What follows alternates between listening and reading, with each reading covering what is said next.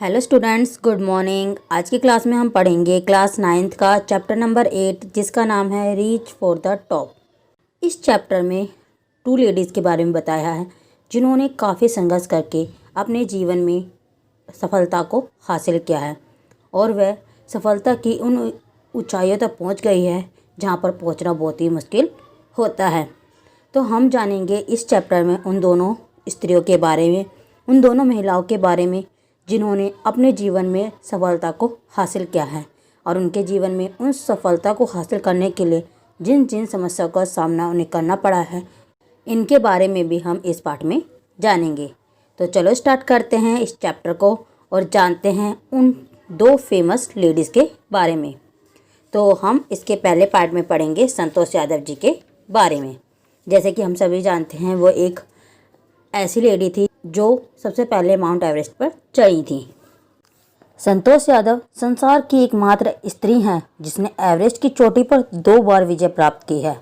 उसका जन्म ऐसे समाज में हुआ था जहां पुत्रों के जन्म को एक वरदान माना जाता था और पुत्री के जन्म को एक अभिशाप। किंतु संतोष का परिवार थोड़ा अलग था। उनके पहले ही 5 पुत्र थे, इसलिए उन्होंने लड़की के जन्म का स्वागत किया। उनका जन्म हरियाणा के छोटे से गांव में हुआ। उनके माता पिता काफ़ी धनी थे।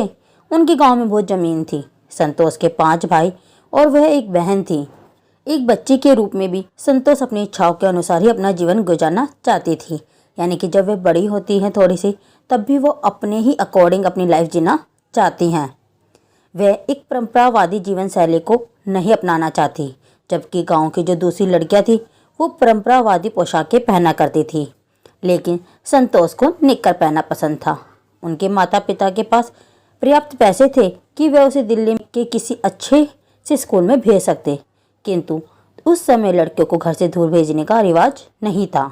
इसलिए उन्होंने पास के ही स्कूल में दाखिला करा दिया। जब उनकी आयु 16 वर्ष की हुई तो उसके माता पिता ने उसका विवाह कर देने का निश्चय किया, किंतु अब संतोष इसके विरोध में दृढ़तापूर्वक खड़ी हो गई।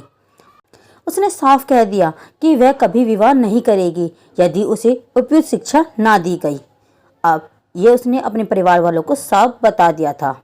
इस तरीके से वह घर छोड़कर दिल्ली के एक स्कूल में दाखिला ले लेती है, जिससे उनके माता पिता नाराज हो जाते हैं और उनके फीस का भुगतान करने से वो मना कर देते हैं। इस पर संतोष कहती हैं कि मैं दिन में कुछ समय काम करके अपनी फीस का भुगतान कर लूँगी। किंतु बाद में उनके जो माता पिता होते हैं उनकी शिक्षा का खर्च देने को तैयार हो जाते हैं। इस तरीके से उन्होंने अपने हाई स्कूल की परीक्षा पास करने के बाद वे जयपुर के महारानी कॉलेज में चली गईं। उसने कस्तूरबा हॉस्टल में एक कमरा लिया।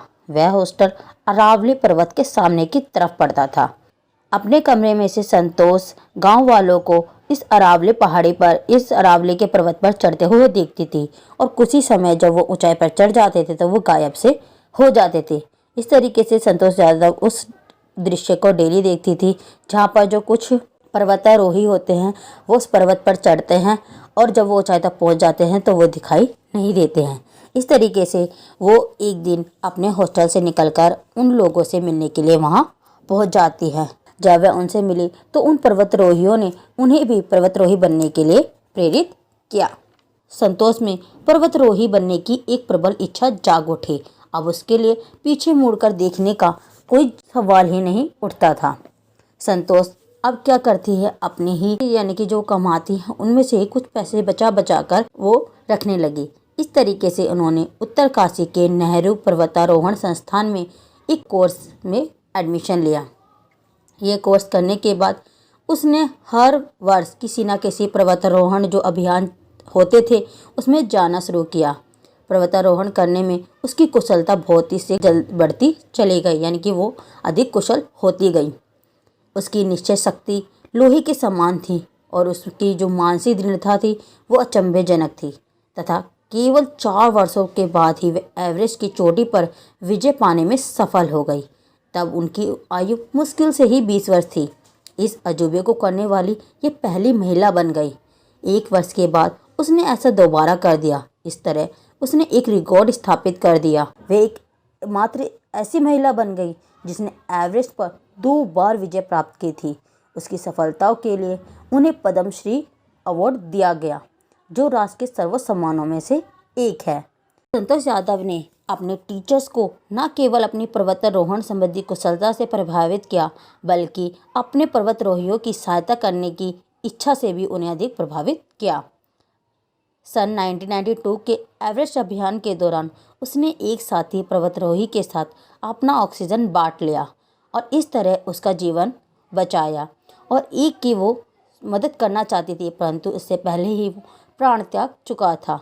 वो नहीं चाहती थी कि दूसरे पर्वतारोही की भी जान जाए, इसलिए उन्होंने अपनी ऑक्सीजन उसके साथ साझा की। वे एक सच्ची पर्यावरण प्रेमी भी रही।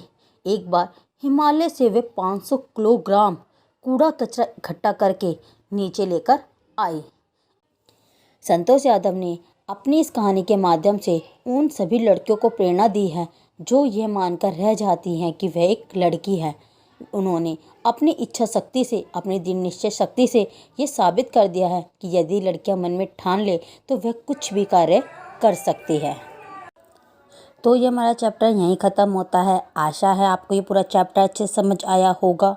अगर आपको ये चैप्टर अच्छे से समझ आया हो तो प्लीज़ मेरी वीडियो को लाइक करें, शेयर करें और मेरे चैनल को सब्सक्राइब करना ना भूलें।